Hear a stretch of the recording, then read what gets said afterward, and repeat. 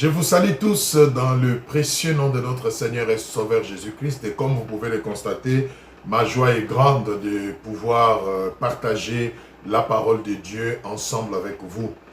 Aujourd'hui, nous voulons voir un thème très intéressant que le Seigneur nous a inspiré pour nous tous. Nous l'articulons comme suit. Quel Dieu cherchez-vous? C'est une interrogation. Quel Dieu cherchez-vous? La question peut paraître bizarre, ça peut paraître compliqué, et pourtant, croyez-moi, cette question vaut tout son pesant d'or, d'autant plus que notre relation avec Dieu doit être qualifiée, doit être définie. Nous devons savoir pourquoi nous cherchons Dieu. Nous devons savoir pourquoi nous allons à l'église. Nous devons savoir pourquoi nous les suivons. Nous devons savoir pourquoi nous les cherchons. C'est très important. Et toute la suite est déterminée, n'est-ce pas, par rapport à la qualification de notre, comment dirais-je, de notre relation avec le Seigneur. Quel Dieu cherchez-vous? Bien-aimés, ce qui est vrai, c'est que Dieu a plusieurs attributs. Dieu a plusieurs casquettes. Et il faut que chacun puisse se situer dans l'attribut pour lequel il le sert, pour lequel il le suit. C'est très important. Aujourd'hui, vous verrez beaucoup de personnes dans l'église. Aujourd'hui, vous verrez pratiquement tout le monde prétend être serviteur de Dieu. Aujourd'hui, vous verrez, en tout cas, moi personnellement, je n'ai pas encore entendu quelqu'un à qui vous posez la question de savoir est-ce que vous êtes croyant, est-ce que vous priez? Tout le monde prétend prier, tout le monde prétend suivre Dieu, tout le monde prétend servir Dieu, en tout cas dans la plupart des cas. Mais alors, quelle est la qualification de votre relation avec Dieu? Quelle est votre motivation? Quel est l'attribut de Dieu qui vous motive, qui vous pousse à les suivre, qui vous pousse à les chercher? C'est ce que nous voulons découvrir pendant ce partage. Je disais donc tout à l'heure que Dieu a plusieurs attributs, Dieu a plusieurs casquettes qui sont inhérents, n'est-ce pas, à sa nature divine. Il est le Dieu qui guérit.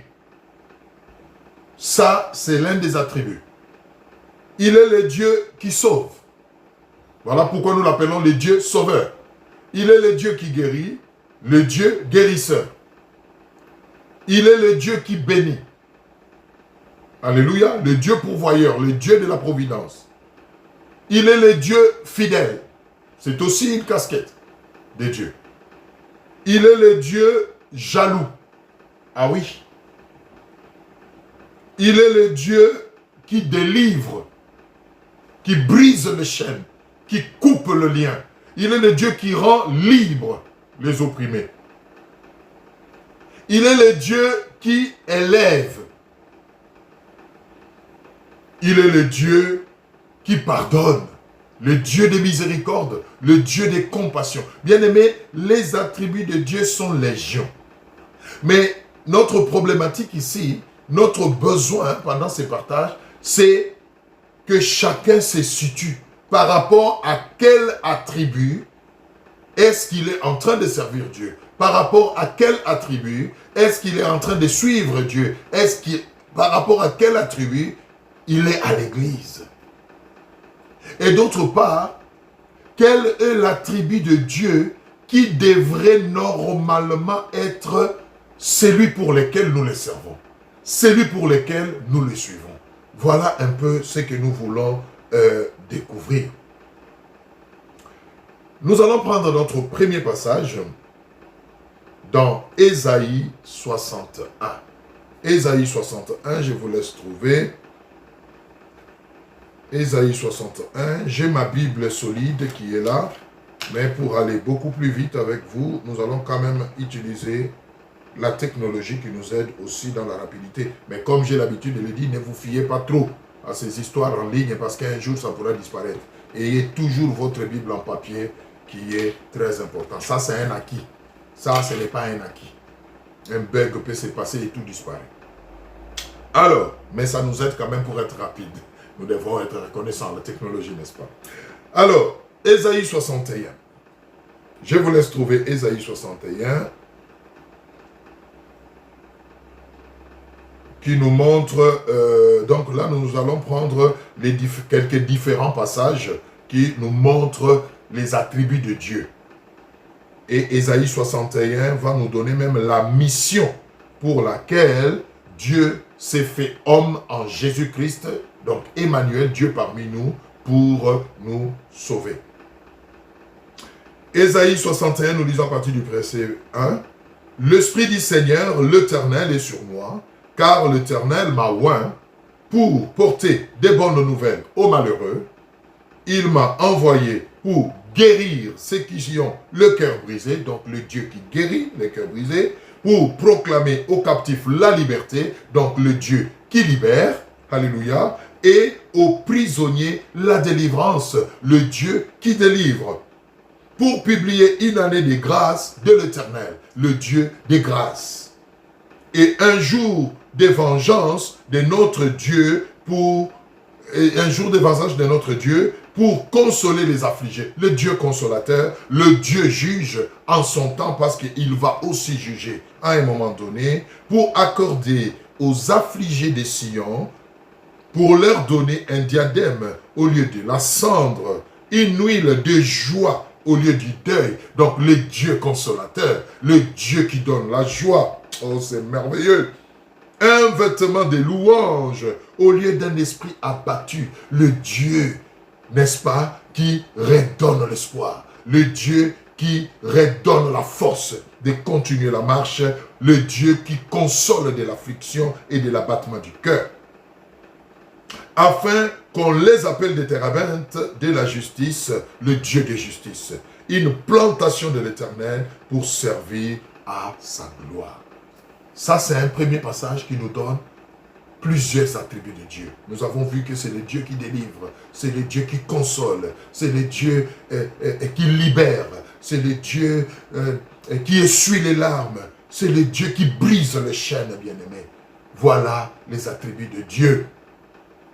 Nous allons prendre encore quelques autres passages. Nous sommes toujours en train de voir les passages qui nous montrent les attributs de Dieu. Et nous allons passer à la deuxième paire de manches. Pourquoi vous le suivez? Est-ce que c'est par rapport à quel attribut?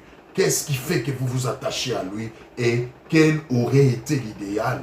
Quel aurait été l'attribut pour lequel nous devions normalement nous attacher à Dieu? Parce que parmi ces multiples attributs, il y a des attributs de Dieu. Quand vous vous accrochez à ça, quand c'est ce qui qualifie votre relation avec lui, d'office, vous avez tous les autres.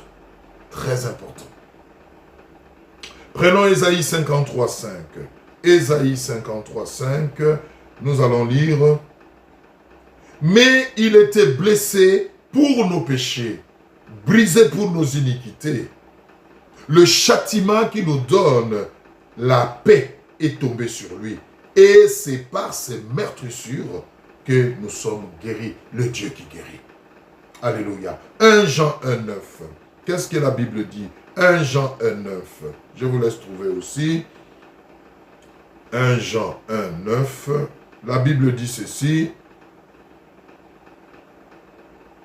1 Jean 1, 9.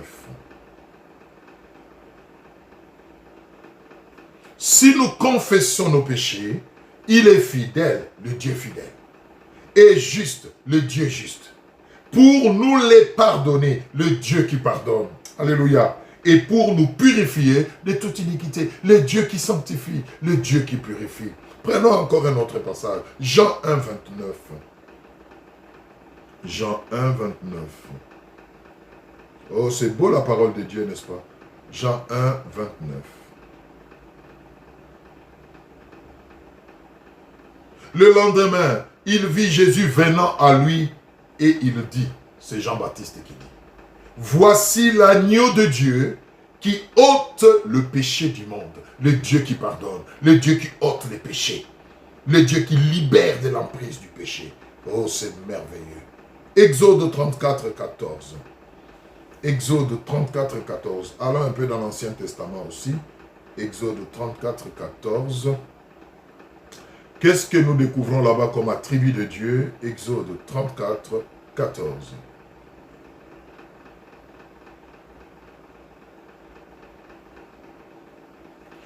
Tu ne te prosterneras pas, tu ne te prosterneras point, pardon, devant un autre Dieu, car l'Éternel porte le nom des jaloux.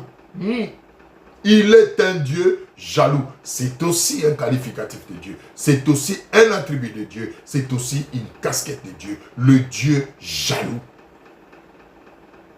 Alléluia. Prenons encore une autre parole. On va beaucoup lire la parole de Dieu aujourd'hui. Hein? Deutéronome 7, 9. Oh, c'est beau la parole de Dieu. Deutéronome 7, 9. Deutéronome 7, 9. Deutéronome 7, 9. Sache donc que l'Éternel, ton Dieu, qui est Dieu, c'est Dieu fidèle, l'Éternel fidèle, garde son alliance et sa miséricorde jusqu'à la 1000e génération envers ceux qui l'aiment et qui observent ses commandements. Le Dieu fidèle.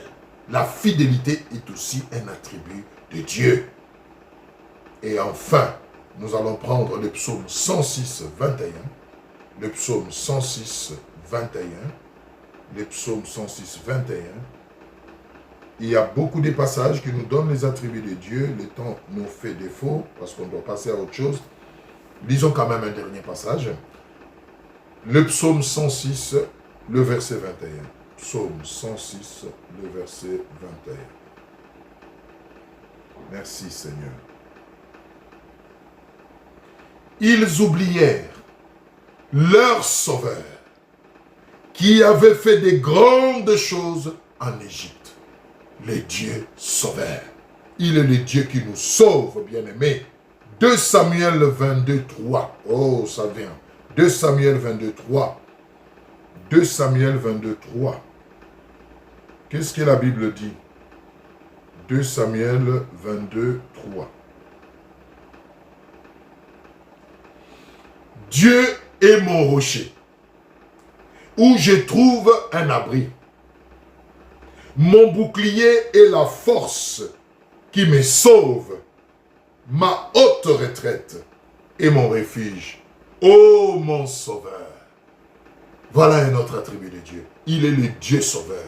Il est le Dieu fidèle. Il est le Dieu qui délivre. Il est le Dieu qui pardonne les péchés. Il est le Dieu des compassions. Il est le Dieu qui console. Il est le Dieu de tout. Maintenant la question, bien-aimé. Quel est l'attribut de Dieu qui vous attire vers lui? Qu'est-ce qui fait que vous fréquentez l'église? Qu'est-ce qui fait que vous servez Dieu?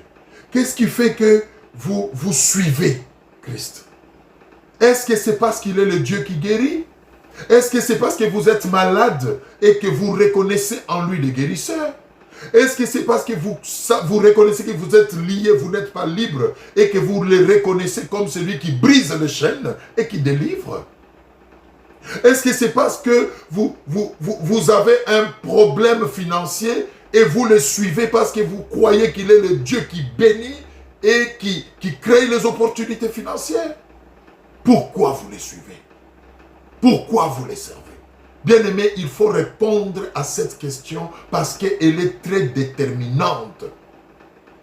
La réponse à cette question, très déterminante dans votre relation avec Dieu. Pourquoi vous le suivez?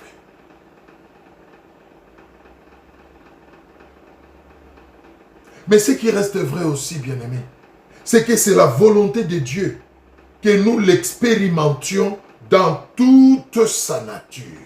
C'est-à-dire, c'est la pensée de Dieu que, dans la mesure du possible, nous puissions bénéficier de tout ce qu'il est. La nature de Dieu, c'est ce qu'il est. Et ce qu'il est se matérialise ou se manifeste par les différentes casquettes ou attributs qu'il a. Et c'est la volonté de Dieu que nous puissions expérimenter le Dieu de délivrance, le Dieu de guérison. C'est sa volonté que nous puissions expérimenter le Dieu fidèle, le Dieu jaloux, le Dieu consolateur. C'est sa volonté. Et nous voyons cela dans 3 Jean 1, 2. où la parole de Dieu nous dit, bien-aimé, je souhaite que tu prospères à tous égards, comme prospère l'état de ton âme. À tous égards. Oui, Dieu veut nous guérir, Dieu veut nous sauver, Dieu veut marcher avec nous et nous montrer sa fidélité. Il est le Dieu puissant, El Shaddai. Il veut nous montrer sa puissance, bien-aimé. C'est sa parole, c'est sa volonté. Et il exprime cela aussi dans Jérémie 29, 11. Je vous laisse trouver. Jérémie 29, 11. Qu'est-ce qu'il est écrit là-bas? Je vais paraphraser la parole de Dieu. Car je connais les projets que j'ai formés sur vous. Projets de paix et de bonheur, pas de malheur, afin de vous donner un avenir et de l'espérance. Donc, c'est la volonté de Dieu. Que nous puissions vivre dans la globalité sa nature. C'est-à-dire ce qu'il est. Ses attributs, ses casquettes. Cependant, nous passons à la deuxième paire de manches. Cependant, de notre part, oh alléluia, oh que Dieu nous aide à comprendre ça. De notre part, la sagesse, c'est de chercher les dieux qui sauvent. Bien-aimé, s'il y a un attribut de Dieu qui doit qualifier notre relation avec lui, qui doit justifier notre marche avec lui, qui doit motiver notre attachement à lui, c'est sa qualité de Dieu qui sauve. C'est sa casquette du Dieu sauveur. Pourquoi? Parce que quand nous sommes sauvés, quand nous expérimentons Dieu comme sauveur, bien-aimés, spirituellement, nous cessons d'être des simples créatures de Dieu et nous devenons ses enfants. Et à ce titre d'enfant, nous bénéficions de plein droit, oh j'aime ça, de toute la nature de Dieu, c'est-à-dire tout ce qu'il est, le Dieu puissant, le Dieu fidèle, le Dieu jaloux, le Dieu qui délivre, le Dieu qui guérit, le Dieu de Dieu, le Dieu de Dieu. Nous bénéficions de tous ces autres attributs d'office quand nous devenons enfants de Dieu, c'est-à-dire nous nous attachons à son attribut de sauveur. C'est très important, bien-aimé. J'ai l'habitude de le dire. Je sais que ça choque certains, mais c'est la vérité. Nous ne sommes pas tous enfants de Dieu. Ah oui. Nous ne naissons pas enfants de Dieu. Je le répéterai toujours à chaque fois que l'occasion me sera donnée. Bien-aimés, nous ne naissons pas enfants de Dieu. Nous naissons créatures de Dieu. Parce que nous avons en nous son image et sa ressemblance. Mais nous devenons enfants de Dieu. Nous changeons de statut quand nous reconnaissons cette nature. Alléluia. Et cette ressemblance qui sont en nous, en acceptant Jésus-Christ comme Seigneur et Sauveur, comme le seul chemin qu'il a placé devant nous pour que nous soyons sauvés. Bien-aimés, c'est important de le savoir. Et c'est cet attribut de Dieu, le Dieu sauveur, qui doit beaucoup plus justifier notre relation avec lui, qui doit beaucoup plus être notre motivation, qui doit beaucoup plus, alléluia, qualifier notre marche avec Dieu. Oui, bien-aimé, une simple créature est différente d'un enfant de Dieu. C'est important. Parce qu'il y a des choses, il y a des attributs de Dieu dont tout le monde bénéficie. Mais il y en a d'autres. Pour en bénéficier, il faut être sauvé. Il faut être son enfant avant d'en bénéficier. C'est très important. Oh, je sais que vous vous posez la question, mais c'est quoi être enfant de Dieu? Bien aimé, la parole de Dieu est limpide à ce sujet et j'aime beaucoup cela. Jean 1, 13. Qu'est-ce que la Bible dit? Jean 1, 13. Nous allons lire Jean 1, 13 et puis nous prendrons Romains 19, 11. Jean 1, 13. Qu'est-ce que la Bible dit? Je vous laisse trouver. Écoutez très bien, bien-aimés. Jean 1, 13.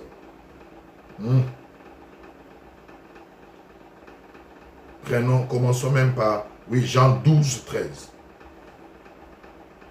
Mais à tous ceux qui l'ont reçu, à ceux qui croient en son nom, elle a donné, c'est-à-dire la parole de Dieu qui est Jésus, le pouvoir de devenir enfant de Dieu. Et on nous précise, être enfant de Dieu, ça signifie quoi? Lesquels sont nés non du sang, ni de la volonté de la chair, ni de la volonté de l'homme, mais de Dieu. Alléluia. Bien-aimé, c'est ça devenir enfant de Dieu. C'est reconnaître Jésus-Christ. C'est l'accepter dans sa vie. Spirituellement, c'est une façon de valoriser l'image et la ressemblance de Dieu qui sont en nous. Et d'office, nous passons du statut de simple créature au statut d'enfant de Dieu. La Bible est claire. Il a donné le pouvoir de devenir. Quand on dit devenir, cela signifie on ne l'était pas avant. Être enfant de Dieu, c'est recevoir un pouvoir qui vient de Dieu et qui nous donne une deuxième naissance spirituelle. Voilà pourquoi on dit lesquels sont nés ni du sang, ni de la volonté humaine, ni de la chair. Parce que notre naissance physique, c'est charnel. Nous naissons d'un homme et d'une femme. Nous naissons selon l'homme. Mais quand nous reconnaissons qu'en nous, alléluia, il y a la nature et la ressemblance de Dieu, quand nous l'acceptons comme Seigneur et Sauveur, alors nous connaissons ce qu'on appelle la nouvelle naissance, qui est une naissance spirituelle. Et on nous précise ici, lesquels sont nés de Dieu. Bien-aimés, nous devons naître de Dieu, alléluia, pour expérimenter le Dieu sauveur et d'office toute sa nature. Tous les attributs de Dieu deviennent notre bénéfice. Voilà pourquoi tu dois t'attacher au Dieu sauveur. Souvenez-vous de notre titre. Quel Dieu cherchez-vous? Bien-aimé, cherchez les dieux sauveurs. Ne cherchez pas les dieux qui guérissent.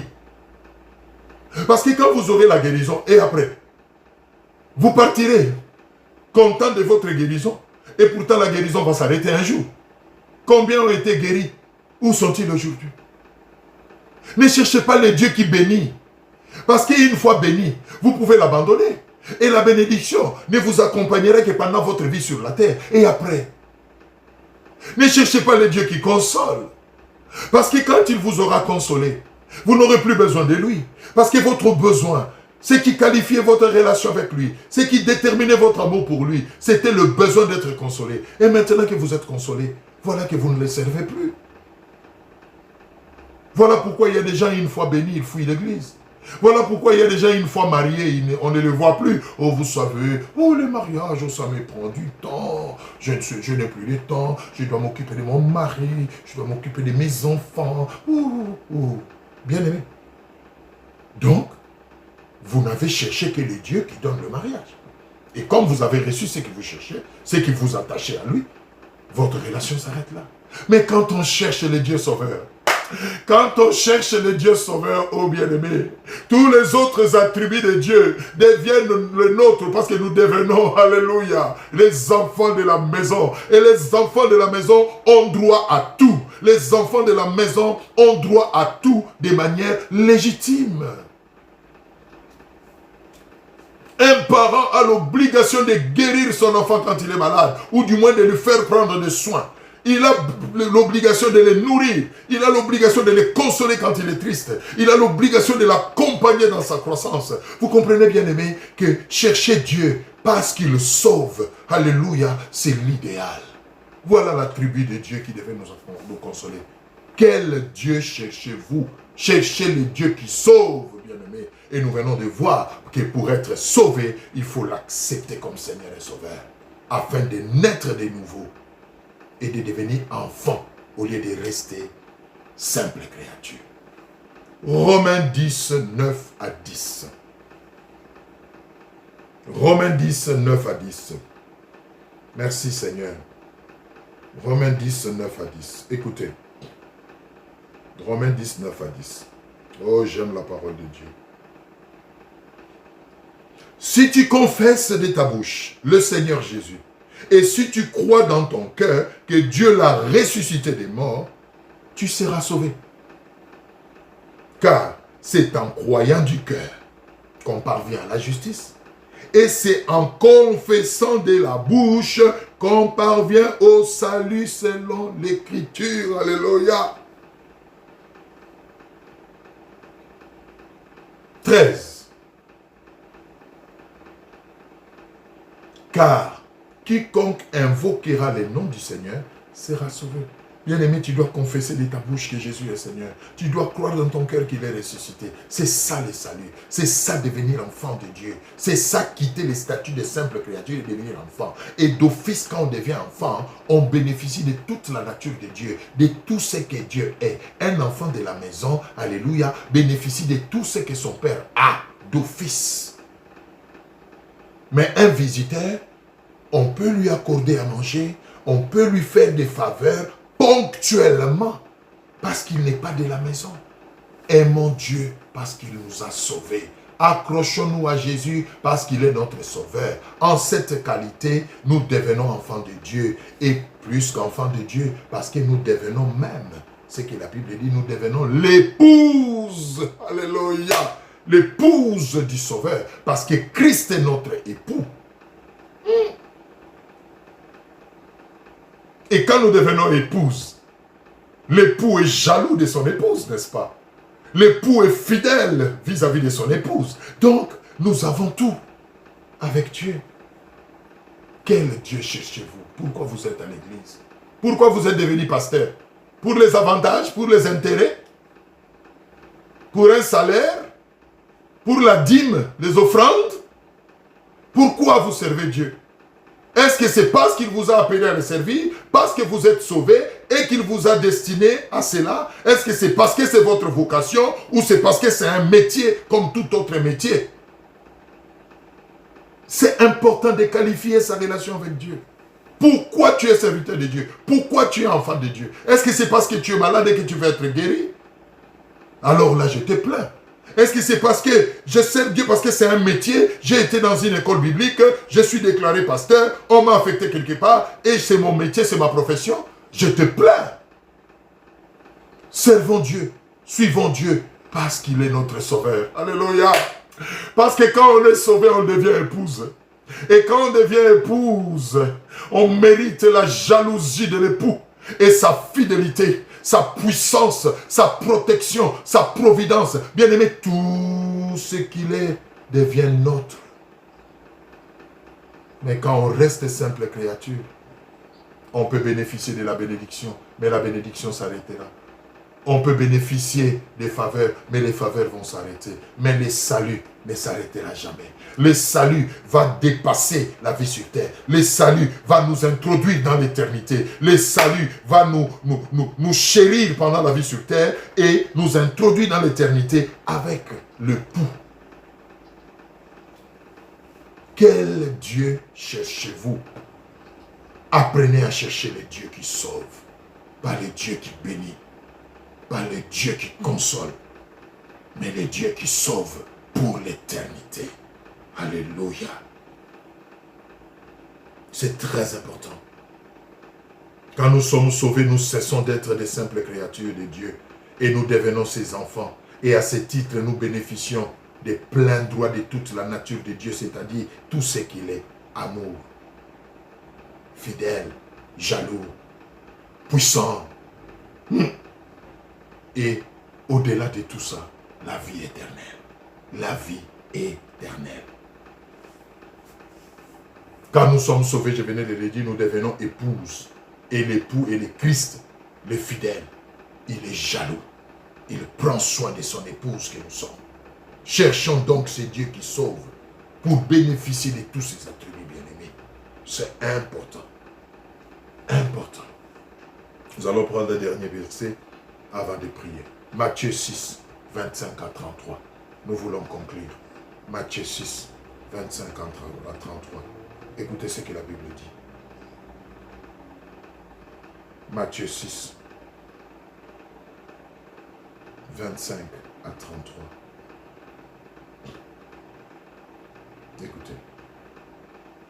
C'est pourquoi je vous dis, ne vous inquiétez pas pour votre vie de ce que vous mangerez, ni pour votre corps, de quoi vous serez vêtu. La vie n'est-elle pas plus que la nourriture, et le corps plus que le vêtement? Regardez les oiseaux du ciel, ils ne sèment ni ne moissonnent, et ils n'amassent rien dans des greniers, et votre Père céleste les nourrit. Ne valez-vous pas beaucoup plus qu'eux? Qui de vous, par ses inquiétudes, peut ajouter une coudée à la durée de sa vie? Et pourquoi vous inquiétez au sujet du vêtement? Considérez comment croissent les lits des champs. Ils ne travaillent ni ne filent. Cependant, je vous dis que Salomon même, dans toute sa gloire, n'a pas été vêtu comme l'un d'eux. Si Dieu rêvait ainsi l'arbre de champ, qui existe aujourd'hui et qui demain sera jeté au four, ne vous vêtira-t-il pas? À plus forte raison, gens de peu de foi. Ne vous inquiétez donc point, et ne dites pas que mangerons-nous, que boirons-nous, de quoi serons-nous vêtus, car toutes ces choses, ce sont les païens qui les recherchent. Votre Père céleste sait que vous en avez besoin. Quelle assurance, bien-aimé. Cherchez premièrement le royaume et la justice de Dieu. C'est ça le Dieu qui sauve. Cherchez premièrement les dieux qui sauvent, le royaume et la justice de Dieu. Et toutes ces choses que nous venons d'énumérer, les vêtements, la nourriture, la guérison, la puissance, l'onction, toutes ces choses vous seront données par-dessus. Voilà, bien-aimé, la pensée de Dieu. Quel est le Dieu que tu cherches? Change la qualification de ta relation avec Dieu. Change de motivation de ta marche avec Dieu. Que ça soit parce qu'il est ton sauveur, pas parce qu'il te guérit, pas parce qu'il te bénit, pas parce qu'il permet que tu aies un salaire à la fin du mois, pas parce qu'il permet que tu aies des avantages, tu roules carrosse, tu voyages d'un coin à l'autre, voilà Dieu est bon. Non, ça va s'arrêter un jour. Accroche-toi à lui parce qu'il t'a sauvé et il ne t'a pas sauvé seulement pour la vie sur terre, mais pour l'éternité. Jean 14, 1 à 3. Je m'en vais vous chercher une place, car il y a plusieurs demeures dans la maison de mon Père. Et quand je vous aurai préparé une place, je reviendrai vous chercher.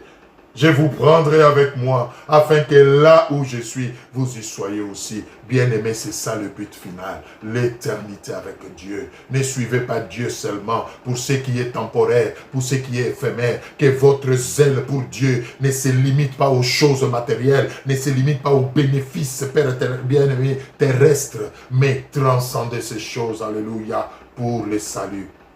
Parce que quand on le suit, parce qu'il nous a sauvés pour l'éternité, même quand le matériel tardera, même quand la guérison ne viendra pas encore, même quand je n'aurai pas encore la voiture que je veux, même quand je n'aurai pas encore ce travail que je veux, alléluia, je m'accrocherai parce que je sais que j'ai déjà ce qui est au-dessus de cela, l'éternité. Quel est le Dieu que vous cherchez? Quel est le Dieu que vous servez? Quel est le Dieu que vous priez? Moi je souhaite que votre Dieu que vous cherchez soit celui qui sauve. Parce que le salut ne s'arrêtera jamais. Lazare a été ressuscité, mais il est mort quand même encore. Le pauvre, il a connu 2 fois la mort, celui-là. Ouf, je n'aimerais pas être à sa place. Alléluia. Inclinons nos têtes dans la prière. Oh bien-aimé, change ta qualification. Change la qualification de ta relation avec Dieu. Change ta motivation. Que ton zèle ne soit plus fondé sur des choses temporaires, mais sur l'éternité avec Dieu, le Dieu qui sauve. C'est cela ma prière. Seigneur, accorde cela à tout celui qui a suivi ce message, oh Dieu, et permet que chacun puisse réajuster sa marche, puisse réajuster les tirs, mon Père et mon Roi, et qu'il t'aime pour l'éternité, et non pas pour la guérison, et non pas pour la bénédiction, mais pour l'éternité. On a prié avec foi et action de grâce. Au nom de Jésus. Amen. Que mon Dieu vous bénisse et je vous dis à une prochaine occasion. Au revoir.